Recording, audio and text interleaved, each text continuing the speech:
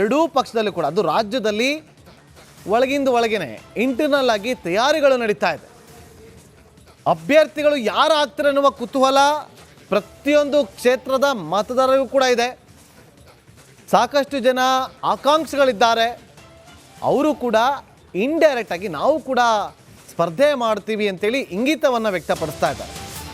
So ಆ ಮೂಲಕ BJP ತಯಾರಿಯನ್ನು ನಡೆಸ್ತಾ ಇದೆ ಲೋಕಸಭಾ ಚುನಾವಣೆಗೆ. ಕೇವಲ BJP ಅಷ್ಟೇ ಅಲ್ಲ, ಕಾಂಗ್ರೆಸ್ ಕೂಡ ತಯಾರಿ ನಡೆಸ್ತಾ ಇದೆ. ಎರಡು ಲಿಸ್ಟನ್ನು ಮುಂದೆ ಇಡ್ತೀವಿ ಇನ್ನೇನು ಕೆಲವೇ ಕ್ಷಣಗಳಲ್ಲಿ. ಅಭ್ಯರ್ಥಿಗಳ ಫಸ್ಟ್ ಲಿಸ್ಟ್ ಬಿಡುಗಡೆಗೆ ಕಾಲ ಸನ್ನಿಹಿತವಾಗಿದೆ. BJP ಅಭ್ಯರ್ಥಿಗಳ ಮೊದಲ ಪಟ್ಟಿ ರಿಲೀಸ್ಗೆ ಸಕಲ ರೀತಿಯಲ್ಲೂ ಕೂಡ ಸಿದ್ಧತೆ ಆಗ್ತಾ ಇದೆ. 15 ದಿನದ ಒಳಗೆ BJPಯ ಮೊದಲ ಪಟ್ಟಿ ಬಿಡುಗಡೆ ಆಗುತ್ತೆ. ರಿಪಬ್ಲಿಕ್ ಕನ್ನಡಕ್ಕೆ ಮಾಜಿ CM ಸದಾನಂದ ಗೌಡ ಅವರು ಈ ಬಗ್ಗೆ ಹೇಳಿಕೆಯನ್ನು ಕೊಟ್ಟಿದ್ದಾರೆ, ಕೇಳಿ. ಪಟ್ಟಿ ಯಾವಾಗ ಬಿಡುಗಡೆ ಆಗ್ಬೋದು ಅಂತ ಸರ್? ನನಗೆ ಅನ್ನಿಸ್ತೀನಿ ಇನ್ನೊಂದು 15 ದಿನದಲ್ಲಿ ಮೊದಲ ಪಟ್ಟಿ ಬಿಡುಗಡೆ ಆಗ್ಬೋದು ಅಂತ ಅನ್ನಿಸ್ತದೆ. ಸದಾನಂದ ಗೌಡ್ರ ಹೆಸರು ಇರ್ಬೋದಾ? ಗೊತ್ತಿಲ್ಲ ಸರ್. ಹೈಕಮಾಂಡ್ ನಾಯಕರು ಅಥವಾ ಸಂಘ ಪರಿವಾರದವ್ರು ಯಾರು ಕೂಡ ಯಾರಲ್ಲಿಯೂ ಕೂಡ ಹೋಗಿ ನನಗೆ ಸೀಟ್ ಕೊಡಿ ಅಂತ ನಾನು ಕೇಳಿಲ್ಲ. ನನಗೆ ಕಾರ್ಯಕರ್ತರೇ ನನಗೆ ದೇವರು. ಆ ಕಾರ್ಯಕರ್ತರೇ ನನಗೆ ಈ ಒತ್ತಡಗಳನ್ನು ಮಾಡ್ತಾ ಇರುವಂಥದ್ದು. ಆದ ಕಾರಣ ದೇವರ ಎದುರಿನಲ್ಲಿ ನಾನು ಇಲ್ಲ ಅಂತ ಹೇಳೋಕ್ಕಾಗಲ್ಲ. ಅದಕ್ಕೆ ಬೇಕಾಗಿ ದೇವರ ಎದುರಿನಲ್ಲಿ ಎಸ್ ಅಂತ ಹೇಳಿದ್ದೀನಿ. ಮೊದಲ ಪಟ್ಟಿ ಯಾವಾಗ ಬಿಡುಗಡೆ ಆಗ್ಬೋದು ಅಂತ ಸರ್? ನನಗೆ ಅನ್ನಿಸ್ತೀನಿ ಇನ್ನೊಂದು 15 ದಿನದಲ್ಲಿ ಮೊದಲ ಪಟ್ಟಿ ಬಿಡುಗಡೆ ಆಗ್ಬೋದು ಅಂತ ಅನ್ನಿಸ್ತದೆ. ಸದಾನಂದ ಗೌಡ್ರ ಹೆಸರು ಇರ್ಬೋದಾ? ಗೊತ್ತಿಲ್ಲ ಸರ್. ಹೈಕಮಾಂಡ್ ನಾಯಕರು ಅಥವಾ ಸಂಘ ಪರಿವಾರದವ್ರು ಯಾರು ಕೂಡ ಯಾರಲ್ಲಿಯೂ ಕೂಡ ಹೋಗಿ ನನಗೆ ಸೀಟ್ ಕೊಡಿ ಅಂತ ನಾನು ಕೇಳಿಲ್ಲ. ನನಗೆ ಕಾರ್ಯಕರ್ತರೇ ನನಗೆ ದೇವರು. ಆ ಕಾರ್ಯಕರ್ತರೇ ನನಗೆ ಈ ಒತ್ತಡಗಳನ್ನು ಮಾಡ್ತಾ ಇರುವಂಥದ್ದು. ಆದ ಕಾರಣ ದೇವರ ಎದುರಿನಲ್ಲಿ ನಾನು ಇಲ್ಲ ಅಂತ ಹೇಳೋಕ್ಕಾಗಲ್ಲ. ಅದಕ್ಕೆ ಬೇಕಾಗಿ ದೇವರ ಎದುರಿನಲ್ಲಿ ಎಸ್ ಅಂತ ಹೇಳಿದ್ದೀನಿ. ಮೊದಲ ಪಟ್ಟಿ ಯಾವಾಗ ಬಿಡುಗಡೆ ಆಗ್ಬೋದು ಅಂತ ಸರ್? ನನಗೆ ಅನ್ನಿಸ್ತೀನಿ ಇನ್ನೊಂದು 15 ದಿನದಲ್ಲಿ ಮೊದಲ ಪಟ್ಟಿ ಬಿಡುಗಡೆ ಆಗಬಹುದು. ಇನ್ನೊಂದು 15 ದಿನದಲ್ಲಿ BJPಯ ಮೊದಲ ಪಟ್ಟಿ ರಿಲೀಸ್ ಆಗಬಹುದು. ಮೊದಲ ಪಟ್ಟಿಯಲ್ಲಿ ಕೆಲವರ ಹೆಸರು ಓಡಾಡ್ತಾ ಇದೆ. ಅದು ಸಂಭಾವನೀಯ ಪಟ್ಟಿ ಅಂತ ಕೂಡ ಹೇಳಲಾಗ್ತಾ ಇದೆ. ಒಂದಷ್ಟು ಕಸರತ್ತು ನಡೆಸ್ತಾ ಇದೆ BJP. ನೋಡಿ, ವಾರದ 15 ದಿನದ ಒಳಗೆ ಮೊದಲ ಪಟ್ಟಿ ರಿಲೀಸ್ ಆಗುತ್ತೆ.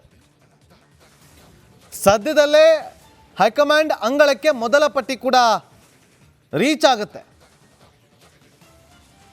ಲೋಕಸಭೆಯ ಫೈಟ್ ಸದ್ಯದಲ್ಲೇ BJP ಟಿಕೆಟ್ ಕೂಡ ಫೈನಲ್ ಆಗುತ್ತೆ. ಮಾಜಿ CM ಸದಾನಂದ ಗೌಡರು ಹೇಳಿದಂತೆ 15 ದಿನದಲ್ಲಿ ಮೊದಲ ಪಟ್ಟಿ ಬಿಡುಗಡೆ ಆಗಬಹುದು ಅಂತೇಳಿ. ಆದರೆ ಆ ಪಟ್ಟಿ ಬಿಡುಗಡೆಗೂ ಮುಂಚೆ ಒಂದು ಪಟ್ಟಿ ಇನ್ನೊಂದು ವಾರದಲ್ಲಿ ಹೈಕಮಾಂಡ್ ಅಂಗಳಕ್ಕೆ ತಲುಪುತ್ತೆ. ಅಲ್ಲಿ ಅವರು ಫೈನಲ್ ಮಾಡ್ತಾರೆ. ಸದ್ಯದಲ್ಲೇ BJPಯ ಮೊದಲ ಪಟ್ಟಿ ಫೈನಲ್ ಆಗುತ್ತೆ. ಅದು ವಾರದ ಒಳಗೆ ಹೈಕಮಾಂಡ್ ಅಂಗಳಕ್ಕೆ ಮೊದಲ ಪಟ್ಟಿ ತಲುಪುತ್ತೆ. 10 ರಿಂದ 12 ಕ್ಷೇತ್ರಗಳ ಆಕಾಂಕ್ಷಿಗಳ ಪಟ್ಟಿ ರವಾನೆಗೆ ನಾಯಕರು ತೀರ್ಮಾನವನ್ನು ಮಾಡಿದ್ದಾರೆ. 5-6 ದಿನದಲ್ಲಿ ರಾಜ್ಯ BJP ಅಧ್ಯಕ್ಷರ ಕೈ ಸೇರಲಿದೆ ಪಟ್ಟಿ. BV ವಿಜೇಂದ್ರ ಅವರ ಕೈ ಸೇರುತ್ತೆ. ಅಮಿತ್ ಶಾ ಅವರು ರಾಜ್ಯಕ್ಕೆ ಭೇಟಿಯನ್ನು ಕೊಡ್ತಾರೆ. ಆ ಭೇಟಿ ಮಾಡೋದಕ್ಕಿಂತ ಮುಂಚೆ ಪಟ್ಟಿ ಸಿದ್ಧವಾಗಿರಬೇಕು. ಫೆಬ್ರವರಿ 15 ಅಥವಾ 20 ಒಳಗೆ ಮೊದಲ ಪಟ್ಟಿ ರಿಲೀಸ್ ಆಗಬಹುದು. ಆ ಸಾಧ್ಯತೆಗಳು ಕಂಡು ಬರ್ತಾ ಇದೆ. ಅಮಿತ್ ಶಾ ಅವರು ರಾಜ್ಯಕ್ಕೆ ಭೇಟಿ ಕೊಡುವಂಥ ಸಂದರ್ಭದಲ್ಲಿಯೇ ಮೊದಲ ಪಟ್ಟಿಯನ್ನು ರಿಲೀಸ್ ಮಾಡೋದಕ್ಕೆ ರಾಜ್ಯ BJP ನಾಯಕರು ಪ್ಲಾನಿಂಗ್ ಅನ್ನು ಮಾಡ್ಕೊಳ್ತಿದ್ದಾರೆ.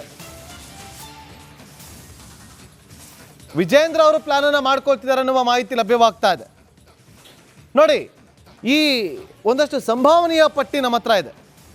ಯಾರಿಗೆಲ್ಲ ಟಿಕೆಟ್ ಸಿಗಬಹುದು, ಒಂದು ಸಂಭವನೀಯ ಪಟ್ಟಿ, ಯಾರ್ಯಾರಿಗೆ ಟಿಕೆಟ್ ಸಿಗುವ ಸಾಧ್ಯತೆ, ಇದು ಕನ್ಫರ್ಮ್ ಅಲ್ಲ, ಸಾಧ್ಯತೆ, ಸಂಭವನೀಯ ಪಟ್ಟಿ. ತುಮಕೂರು ಲೋಕಸಭಾ ಕ್ಷೇತ್ರದಿಂದ ಒಂದು ವಿ ಸೋಮಣ್ಣ ಅವರಿಗೆ ಸಿಗಬಹುದು. ಇದರ ಜೊತೆಗೆ ಮಾಧುಸ್ವಾಮಿಯವರ ಹೆಸರು ಕೂಡ ಕೇಳಿ ಬರ್ತಾ ಇದೆ. ವಿ ಸೋಮಣ್ಣ ಅವರು ನೋಡಿ, ಇಬ್ಬರೂ ಕೂಡ ಡಿಫಿಟೆಡ್ ಕ್ಯಾಂಡಿಡೇಟ್ಗಳು. ಚಾಮರಾಜನಗರ ಹಾಗೂ ವರ್ಣ ಕ್ಷೇತ್ರದಿಂದ ವಿ ಸೋಮಣ್ಣ ಅವರು ಸೋತು ಅವರು ಬೇಸರವನ್ನು ವ್ಯಕ್ತಪಡಿಸಿದ್ರು, ಅಸಮಾಧಾನವನ್ನು ಹೊರಹಾಕಿದ್ರು.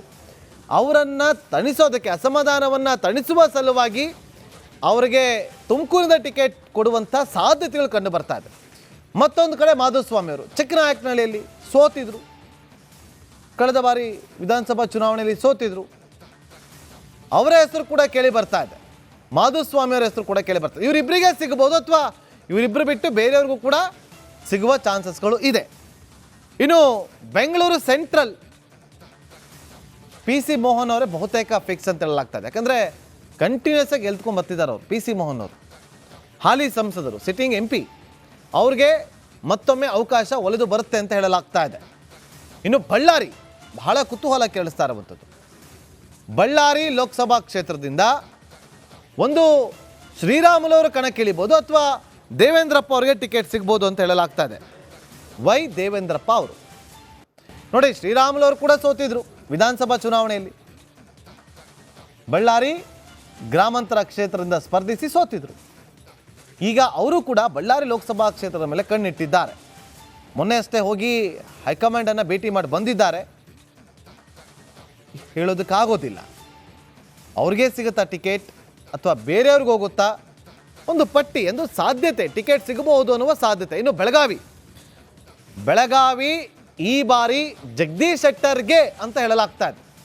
ಆದರೆ ಬೆಳಗಾವಿನೂ ಹೌದು, ಜೊತೆಗೆ ಹಾವೇರಿ ಲೋಕಸಭಾ ಕ್ಷೇತ್ರದ ಹೆಸರು ಕೂಡ ಕೇಳಿ ಬರ್ತಾ ಇದೆ. ಹಾವೇರಿಯಿಂದನಾದರೂ ಜಗದೀಶ್ ಶೆಟ್ಟರ್ ಅವರಿಗೆ ಸಿಗುತ್ತೆ ಅಂತೇಳಿ. ಬಹುತೇಕ ಹಾವೇರಿ ಇಲ್ಲ ಬೆಳಗಾವಿ ಈ ಎರಡೂ ಕ್ಷೇತ್ರಗಳಲ್ಲಿ ಒಂದು ಕಡೆ ಅವರು ನಿಲ್ಲೋದು ಪಕ್ಕಾ ಆಗಿದೆ. ಒಂದು ವೇಳೆ ಬೆಳಗಾವಿಯಿಂದ ಜಗದೀಶ್ ಶೆಟ್ಟರ್ ಅವರು ನಿಂತ್ಕೊಂಡಿಲ್ಲ ಅಂತಂದರೆ ಅವರ ಸೊಸೆ ಮಂಗಳ ಅಂಗಡಿಯವರ ಪುತ್ರಿ ಶ್ರದ್ಧಾ ಶೆಟ್ಟರ್ ಅವ್ರಿಗೆ ಟಿಕೆಟ್ ಸಿಗಬಹುದು ಅಂತ ಹೇಳಲಾಗ್ತಾ ಇದೆ. ಒಂದು ಜಗದೀಶ್ ಶೆಟ್ಟರ್ ಅವ್ರಿಗೆ, ಇಲ್ಲ ಮಂಗಳ ಅಂಗಡಿಯವರ ಪುತ್ರಿ ಶ್ರದ್ಧಾ ಶೆಟ್ಟರ್ ಅವ್ರಿಗೆ ಟಿಕೆಟ್ ಸಿಗುವಂಥ ನಿರೀಕ್ಷೆ ಇದೆ. ಇನ್ನು ಬೆಂಗಳೂರು ದಕ್ಷಿಣ ಜಯಶಂಕರ್ ಅವರು ಬರ್ತಾರೆ ಅಂತ ಹೇಳಲಾಗ್ತಾ ಇದೆ. ತೇಜಸ್ವಿ ಸೂರ್ಯ ಹಾಲಿ ಸಂಸದರು, ಯಂಗ್ ಸಂಸದರಲ್ಲಿ ಅವರು ಕೂಡ ಒಬ್ಬರು, ಬಹಳ ಆಕ್ಟಿವ್ ಆಗಿದ್ದಾರೆ. ಆದರೆ ಅವ್ರಿಗೆ ಸಿಗುತ್ತಾ ಅಥವಾ ಅವ್ರ ಜೊತೆಲಿ ಜಯಶಂಕರ್ ಅವರ ಹೆಸರು ಕೂಡ ಕೇಳಿ ಬರ್ತಾ ಇದೆ. ಹೇಳೋದಕ್ಕಾಗೋದಿಲ್ಲ ಹೈಕಮಾಂಡ್ನ ನಡೆ ಹೇಗಿರುತ್ತೆ ಅಂತೇಳಿ. ಇನ್ನು ದಾವಣಗೆರೆ ಲೋಕಸಭಾ ಕ್ಷೇತ್ರ GM ಸಿದ್ದೇಶ್ವರ್ ಅವರ ಹೆಸರು ಕೇಳಿ ಬರ್ತಾ ಇದೆ.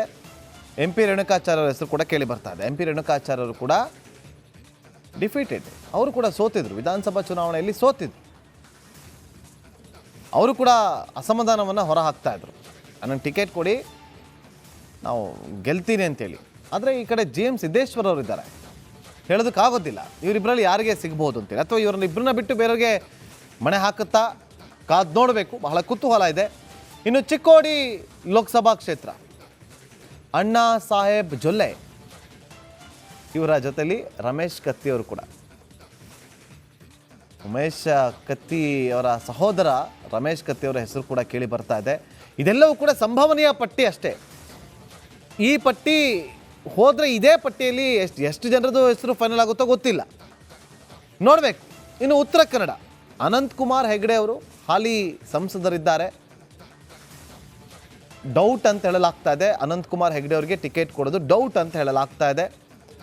ಆದರೂ ಒಂದು ಚಾನ್ಸ್ ತಗೊಳ್ಳುತ್ತಾ, ಯಾಕಂದರೆ ಈಗ ಗೆಲ್ಲುವಂಥ ಕುದುರೆಗಳಿಗೆ ಮಣೆ ಹಾಕಬೇಕು. ಮತ್ತೊಂದು ಕಡೆ ವಿಶ್ವೇಶ್ವರ ಹೆಗಡೆ ಕಾಗೇರಿಯವರಿದ್ದಾರೆ, ಅವರು ಕೂಡ ರೇಸ್ನಲ್ಲಿದ್ದಾರೆ. ಯಾರು ಕೊಡ್ತಾರೆ ಅನ್ನೋದನ್ನು ಬಹಳ ಕುತೂಹಲ ಕೇಳಿಸ್ತಾ ಇದೆ. ಮತ್ತೊಂದು ಕಡೆ ಬಾಗಲಕೋಟೆ ನೋಡಿ, ಬಾಗಲಕೋಟೆ ಅಚ್ಚರಿ ಹೆಸರು ಕೇಳಿ ಬರ್ತಾ ಇದೆ. ಬಸನಗೌಡ ಪಾಟೀಲ್ ಯತ್ನಾಳ್ ಅವರು ವಿಜಯಪುರದಲ್ಲಿ ಒಂದು ರೀತಿಯಲ್ಲಿ ಅವ್ರದ್ದೇ ಆದಂಥ ಒಂದು ಫಾಲೋವರ್ಸನ್ನು ಇಟ್ಕೊಂಡಿದ್ದಾರೆ, ಹೆಸರು ಮಾಡಿದ್ದಾರೆ. ಬಸನಗೌಡ ಪಾಟೀಲ್ ಯತ್ನಾಳ್ ಅವರು ಅವರ ಕ್ಷೇತ್ರದಲ್ಲಿ ಬಹಳ ಹೆಸರು ಮಾಡಿದ್ದಾರೆ. ಆದರೆ ಇವರ ಜೊತೆಯಲ್ಲಿ ಗದ್ದಿಗೌಡರ ಹೆಸರು ಕೂಡ ಕೇಳಿ ಬರ್ತಾ ಇದೆ. ಗದ್ದಿಗೌಡರು ಕೊಡ್ತಾರಾ ಅಥವಾ ಬಸನಗೌಡ ಪಾಟೀಲ್ ಯತ್ನಾಳ್ ಅವರು ಕೊಡ್ತಾರಾ ಕಾದು ನೋಡಬೇಕು. ರಾಯಚೂರಿನಿಂದ ರಾಜುಗೌಡ ಅವರ ಹೆಸರು ಕೇಳಿ ಬರ್ತಾ ಇದೆ. ಸುರಪುರ ಕ್ಷೇತ್ರದಿಂದ ಸ್ಪರ್ಧಿಸಿ ಸೋತಿದ್ರು ರಾಜುಗೌಡ ಅವರು. ಆದರೂ ಕೂಡ ಅವ್ರಿಗೆ ಆದಂಥ ಒಂದು ಫಾಲೋವರ್ಸ್ ಇದೆ, ಅವ್ರದ್ದೇ ಆದಂಥ ಒಂದಷ್ಟು ಮತಗಳನ್ನು ಕ್ರೋಢೀಕರಿಸುವಂಥ ಒಂದು ಕೆಪಾಸಿಟಿ ಇದೆ. ಆದರೆ ಅವರಿಗೆ ಟಕ್ಕರ್ ಕೊಡೋದಕ್ಕೆ, ಅವರಿಗೆ ಪ್ರಬಲ ಪೈಪೋಟಿ ಅಂತಂದರೆ ಅಮರೇಶ್ವರ್ ನಾಯಕ್ ಅವರು. ನಾಯಕ್ ಕಮ್ಯುನಿಟಿ ಹೆಚ್ಚಾಗಿರುವಂಥ ಕ್ಷೇತ್ರ ಅದು ರಾಯಚೂರಿನಲ್ಲಿ. ಸೊ ಹಾಗಾಗಿ ಇಷ್ಟು ಕ್ಷೇತ್ರಗಳಲ್ಲಿ ಯಾರಿಗೆ ಟಿಕೆಟ್ ಕೊಡುತ್ತೆ ಹೈಕಮಾಂಡ್ ಅಳೆದು ತೂಗಿ ಅನ್ನೋದು ಬಹಳ ಕುತೂಹಲ ಕೆರಳಿಸ್ತಾ ಇದೆ. ಕೇವಲ BJP